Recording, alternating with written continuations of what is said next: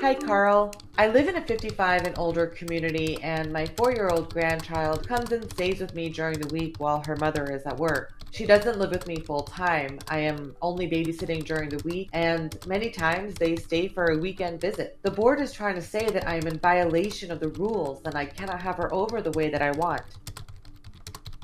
Can they do that? The short answer is yes, but it really depends on the language of the association's governing documents and a particular set of facts. 55 and older restrictions are based upon the Housing for Older Persons Act, which is referred to as HOPA. HOPA permits a senior association, more than likely a 55 and older community, to set age restrictions for living in the community without violating the discrimination provisions of the law. The usual language in the declaration of an age-restricted community states that no home can be sold to a person who intends to have a permanent resident in the home under the age of 19, and states that a 55 and older person must reside in the home.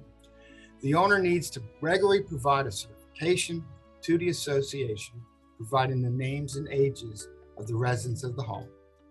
When an owner is contacted by an association about violating such a provision, the owner may often admit that the resident is underage, but they try and use an excuse, such as their son or daughter with young children are living with them because their house is under construction, or the owner admits they did not know the rules. Typically, the owner agrees to have the underage residents leave shortly after notice. However, in some cases, the owner disputes that underage resident is living with them permanently.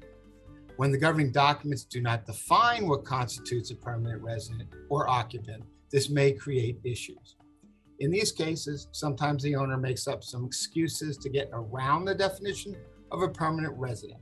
We have seen owners claim that they are caring for their grandchild on weekdays only to help their children watch them when not in school, or claim that the underage person is caring for the owners who need assistance. This could be exemption to the restriction, by the way. We have seen in some situations where two people own the home, but the one who is 55 and older does not live in the home and the underage owner does. This would violate the age restrictions. To enforce the restriction, a board may have to hire a private investigator to determine who in fact is living in the home.